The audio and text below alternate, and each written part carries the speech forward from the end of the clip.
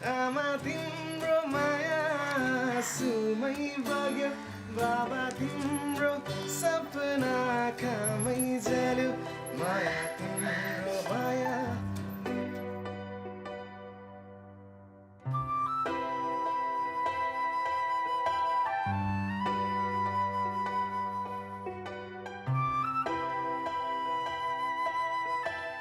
2016मा हामी 5-6 जना साथीहरू कलेज पढ्दै थियौँ अनि त्यस पछाडि केही गरौँ भन्ने सोच थियो हैन अनि केही गरौँ अब आफ्नै बिजनेस सुरु गरौँ अथवा आफ्नै केही कुरा गरौँ जहाँबाट चाहिँ आफूलाई राम्रो तरिकाले आफूले काम पनि गर्न पाऊँ हैन केही सोसाइटी पनि इम्प्याक्ट गरौँ दिन सकौँ भन्ने थियो अनि त्यति बेलै चाहिँ हामीले अनि धेरै आइडियाहरू खोज्न थाल्यौँ अनि एउटा आइडिया चाहिँ हामीले के लियौँ भन्दाखेरि चाहिँ सानसानो गिफ्टहरू बनाउने हैन अनि त्यो क्रिएटिभ गिफ्टहरू बनाएर सरप्राइज तरिकाले घर घरमा डेलिभर गर्ने र कसलाई चाहिँ टार्गेट गर्ने भन्दाखेरि चाहिँ नेपालीहरू जो विदेशमा बसिरहेछन् हैन अनि उसको घर परिवारमा गएर चाहिँ सरप्राइज तरिकाले डेलिभर गर्ने यसले एकदमै ठुलो खुसी ल्याउँछ होला घर परिवारमा भन्ने कन्सेप्ट आयो त्यति बेला अनि 2017 को फेब्रुअरीबाट हामीले अफरिङ ह्याप्पिनेस सुरु गर्यौं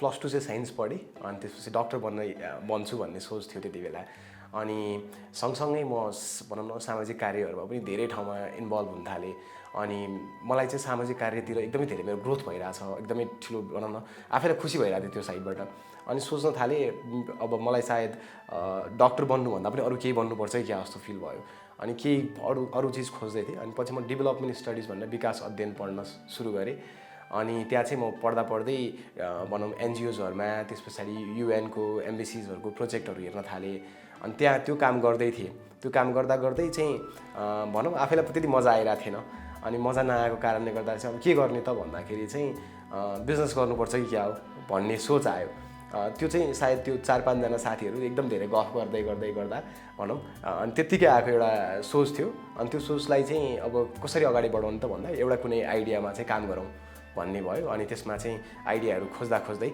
यो गिफ्ट डेलिभर गर्ने सरप्राइज तरिकाले गिफ्ट डेलिभर गरौँ घरमा भन्ने आइडिया आए पछाडि त्यो आइडियालाई एक्जिक्युट गर्दै चाहिँ अफरिङ ह्याप्पिनेस सुरु भयो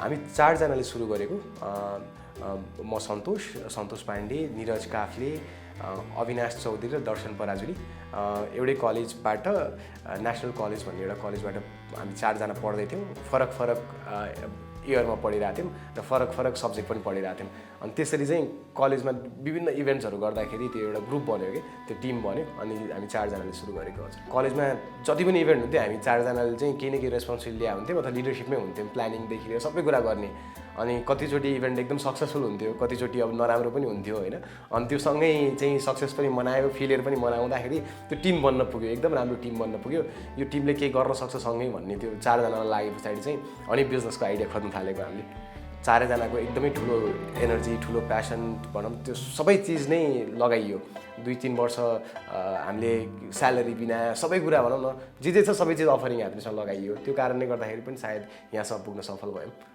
एकदम धेरै उतार चढाव भयो कम्पनीमा बीचमा हैन सोचे जस्तो पनि भएन जसरी गिफ्ट बनाएर आफै बेच्ने भन्न सुरु गरेका थियौँ त्यसरी सफल पनि भइएन त्यसपछि हामीले विभिन्न बिजनेसमा मोडलहरुमै विभिन्न तरिकामा भनौँ एक्सपेरिमेन्टहरू गर्न थाल्यौँ सरप्राइज प्लानिङ भनेर भनौँ नेपालमा थिएन त्यो हैन सरप्राइज प्लान गरेर मान्छेहरूलाई चाहिँ सरप्राइज प्लानिङमा सहयोग गर्ने सबै कुरा नै हामीले हेर्दिने र क्रिएटिभ कुराहरू गर्ने त्यो थिएन अनि हामी त्यो सुरु गर्यौँ त्यो सुरु गरिसके पछाडि चाहिँ अफरिङ ह्याप्पिनेसलाई मान्छेले चिन्न थाले अफरिङ ह्याप्पिनेस सरप्राइज प्लानर्स हो भन्ने तरिकाबाट चिन्न थाले अनि त्यस पछाडि चाहिँ बल्ल भनौँ कम्पनीले राम्रो तरिकाले प्रोग्रेस गर्न थाल्यो हामी त्यति बेला झन्डै महिनामा 10 लाख जतिको ट्रान्ज्याक्सन गर्थ्यौँ हैन अनि बिस्तारै अवार्ड्सहरू पनि जित्न थाल्यौँ अनि हामी नेपाललाई कम्पिटिसनहरू जित्यौँ हैन यो स्टार्टअपमा कम्पिटिसन्सहरू हुन्थ्यो त्यो जितेर मकाउ गयौँ अनि त्यहाँ गइसके पछाडि चाहिँ अब कम्पनीलाई कसरी स्केल गर्ने कसरी ठुलो बनाउने भन्ने चाहिँ ट्रेनिङहरू बुट क्याम्पहरू हुन्छ त्यहाँनिर हैन त्यस्तोमा बस्यौँ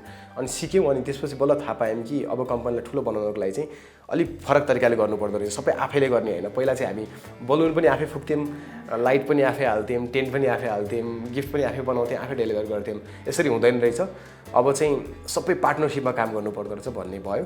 अनि हामीले बलुनको लागि डेकोरेसन गर्ने मान्छेहरू खोज्न थाल्यौँ, कम थिए। त्यसपछि उनीहरूलाई ट्रेनिङ दियौँ यसरी गर्ने भनेर। त्यसपछि फ्लावर सपहरूसँग काम गर्न थाल्यौँ, बेकरीसँग काम गर्न थाल्यौँ। अनि जति पनि भनौँ मान्छेलाई खुसी बनाउन जे चिजहरू चाहिन्छ त्यो कुराहरू चाहिँ लागि पार्टनरहरू बनाउन थाल्यौँ। एउटा बाटोमा बलुन बेच्नेदेखि लिएर होइन, त्यो ग्यास बलुन बेच्नेदेखि लिएर 5 तारे होटलहरूसँगसम्म हामीले पार्टनरसिप गरेर अगाडि बढाउन थाल्यौँ। अनि अहिले चाहिँ त्यो सँगसँगै हामी कर्पोरेट गिफ्टिङ पनि गर्छौँ होइन। एउटा बिजनेस हाउसले आफ्नो इम्प्लोइजलाई होइन, आफ्नो स्टाफलाई, आफ्नो पार्टनरलाई, जसलाई पनि गिफ्ट दिनको लागि चाहिँ अफरिङ ह्याप्पिनेसको प्रयोग गर्छ।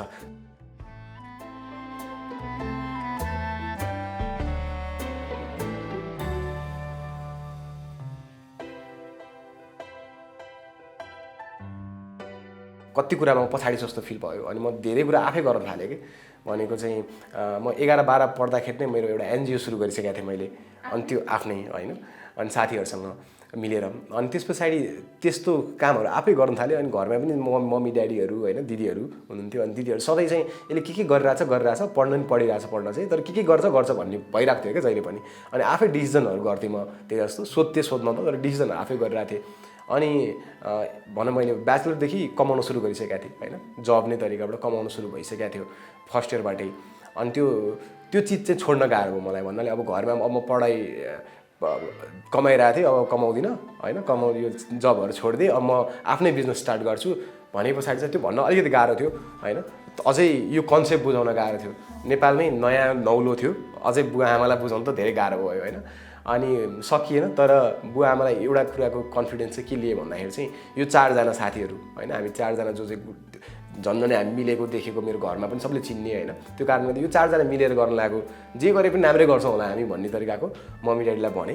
अनि हुन्छ गर भन्ने तरिकाको त भयो, सबै आफैमा भयो। त्यस पछाडि खुसी थिएनन् होइन, किनभने 1 वर्ष 1.5 वर्ष भइसक्यो। पहिला बरु कमाउँथ्यो आफ्नो तरिकाले, आफ्नो खर्च मजाले धानिरहेको थियो। अहिले त त्यो पनि छैन होइन, एकदमै गाह्रो भइरहेको छ। यसलाई बिहानदेखि बेलुकासम्म खटेको मात्र छ, केही छैन आउटकम जस्तो देखिराख्नु भएको थियो। तर बिस्तारै उहाँहरूले बुझ्दै जानुभयो कम्पनी, अनि बढ्दै पनि गयो।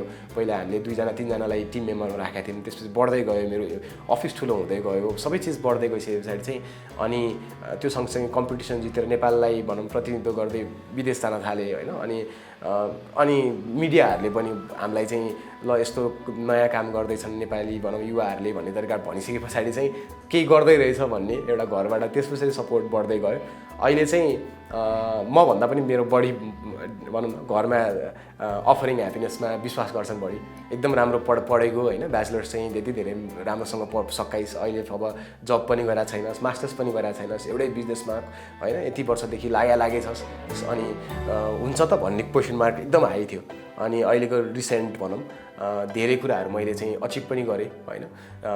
यो मलाई भनौँ सायद काम गरेको थिएँ, त्यसको फल बिस्तारै आउँदैछ। अनि त्यो कारणले गर्दाखेरि चाहिँ म अहिले चाहिँ मम्मी ड्याडीहरूले राम्रै काम गरिरहेको छस् भन्ने तरिकाबाट लिनुहुन्छ। विदेश जा भन्ने चाहिँ कहिले पनि भन्नु भएन, र मेरो पनि सोच कहिले पनि विदेश जाने पहिलो आउँदै आएन।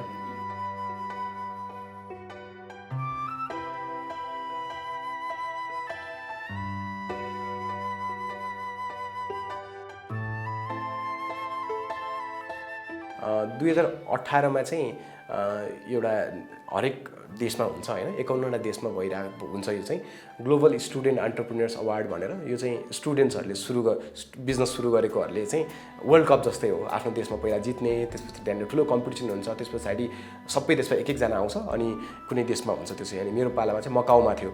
अनि सो त्यहाँ गएर फेरि उहाँ पनि कम्पिट गर्ने थियो। सो त्यहाँ गएँ। त्यस पछाडि पछि सिटी स्टार्स भन्नेको चाहिँ नेपालमा भएको थियो। त्यसमा चाहिँ काठमाडौँमा बेस्ट स्टार्टअप कुन हो भनेर, अनि त्यसमा अफरिङ ह्याप्पिनेस फेरि छानियो। त्यो चाहिँ 2019मा भएको थियो। अनि त्यसपछि हामी कम्बोडिया गयौँ त्यसको लागि, फेरि जितेर नेपाललाई रिप्रेजेन्ट गरेर। अनि त्यहाँ पनि सेलेक्ट भएर एसियाबाट सेलेक्ट भएर स्विजरल्यान्ड जाने मौका पायौँ। सो यो चाहिँ हामीले अफरिङ ह्याप्पिनेसबाट पाएको एउटा भनौँ न कम्पिटिसन्सहरूबाट रिकग्निसन हो। हजुर त्यो चाहिँ 2019मा जुन त्यो ग्लोबल स्टुडेन्ट एन्टरप्रेन्योर्स अवार्ड मैले नेपालबाट जितिसके पछाडि अनि एउटा नेसनल जियोग्राफीको टिमले चाहिँ उनीहरूले खोजिरहेको रहेछ वर्ल्डभरिको यस्तो एन्टरप्रेन्योर्सहरू, यस्तो उद्यमी जसले चाहिँ केही नयाँ नौलो काम गरिरहेको र त्यो काम चाहिँ उसको सानो भए नि लोकल प्रब्लम सल्भ गरिरहेको खोजिरहेको थियो। अनि उनीहरूले चाहिँ एसियाबाट कुनै पनि छानिसकेका थिएनन्। अनि एसियाबाट उनीहरूलाई मेरो स्टोरी मन परेको कारणले गर्दा मलाई एउटा इमेल आयो पहिलो। अनि इमेलमा चाहिँ यस्तो यस्तो डकुमेन्ट्री बन्दैछ, तपाईँको लागि चाहिँ हामी कास्टको रूपमा फिचर गर्न चाहन्छौँ, हाम्रो डकुमेन्ट्री हो भन्न आयो। मलाई पत्ताएर लागेन होइन, किनभने कुनै फेक इमेल होला जस्तो लागेको थियो फर्स्टमा त। अनि रिप्लाई चाहिँ गरेँ मैले। अनि त्यसपछि उहाँहरूले इन्टरभ्यू लिनुभयो, भन्नाले मसँग कुरा गर्नुभयो। त्यस पछाडि एकदम मन पराउनु भयो। अनि हामी आउँदैछौँ, ठुलो टिम आउँछ नेसनल जियोग्राफीबाट उहीँबाट भनेर आउनुभयो।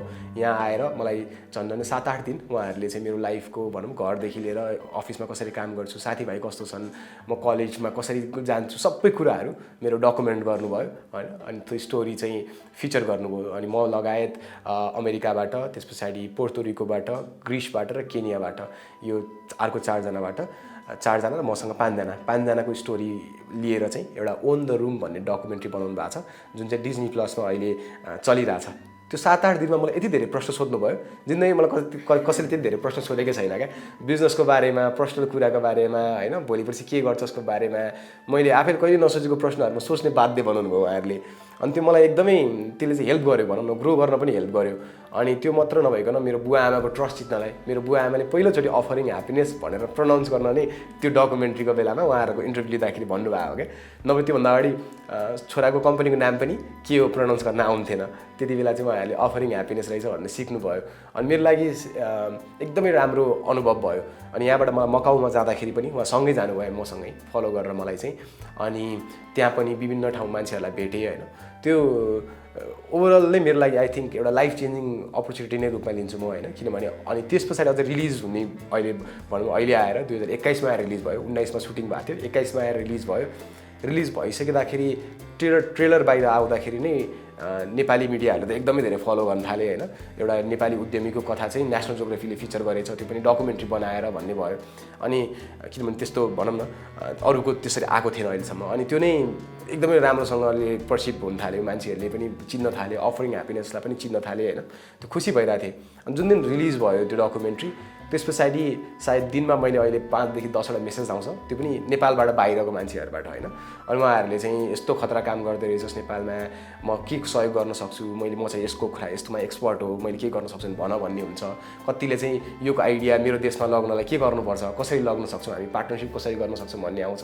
सो त्यो कारणले गर्दाखेरि चाहिँ मलाई एकदमै अहिले भनौँ जति सोचेको थिएँ त्योभन्दा धेरै पाइरहेछ जस्तो लाग्छ। एउटा चाहिँ अफरिङ ह्याप्पिनेसको अहिले चाहिँ काठमाडौँमा मात्र सर्भिस दिइरहेछौँ। एउटा काठमाडौँभन्दा बाहिर जानु मन छ होइन पहिला। त्यस पछाडि अफकोर्स यति धेरै अहिले मेसेजेसहरू आइरहेको छ कि नेपाल बाहिर पनि जाने चान्सेस रहेछ र पोसिबिलिटी रहेछ भनेर देखिरहेछौँ होइन। अर्को भनेको र त्यो मात्र नभइकन गिफ्ट भन्ने र खुसी भन्ने साथै अफरिङ ह्याप्पिनेस आओस् होइन, त्यो इमेज बन्न ट्राई गरिरहेछौँ। कसैलाई चाहिँ गिफ्ट भने पछाडि कहाँ किन्न जाने भन्दाखेरि चाहिँ भनौँ न हामी केही खोज्दैछौँ भने अहिले गएर चाहिँ अनलाइन सपिङ बढ्दैछ नि त होइन, के खोज्दैन कहीँ गएर खोज्न। अब चाहिँ गिफ्ट भन्ने साथ चाहिँ कहाँ जाने भन्दा चाहिँ offerinhappiness.com त्यो बन्नलाई चाहिँ नेपालको लागि एउटा वान स्टप सोल्युसन बन्न चाहन्छौँ।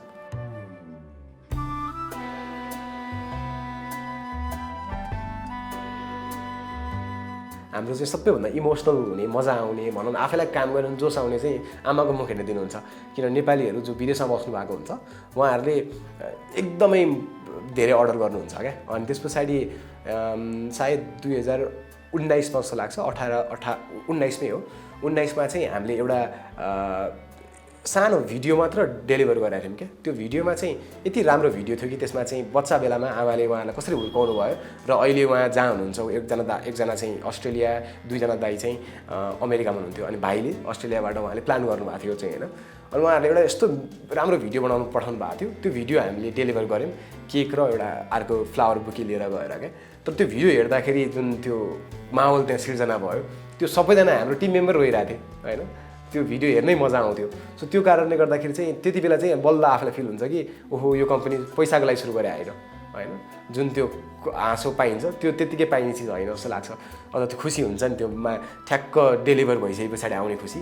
अनि यता मात्र पाइँदैन कि त्यो चाहिँ, यता त एकछिन देखिन्छ। त्यस पछाडि जसले पठाएको उहाँको छुट्टै फेरि एउटा मैले सायद यो जति करोडमा नि किन्न नसक्ने खुसी तपाईँले आज दिनुभयो, म तपाईँहरूसँग एकदमै धन्यवाद भनौँ न, ग्रेटफुल छु भन्ने तरिकाको मेसेज आउँछ। अनि त्यो चाहिँ एकदमै सेटिस्फाइड फिल हुन्छ। अफरिङ ह्याप्पिनेस सुरु गरेको जति गाह्रो छ, जति यहाँसम्म पुर्याउन गाह्रो भयो, त्यसले गर्दा चाहिँ बिर्सिन्छौँ र अझै धेरै गर्ने जोस आउँछ।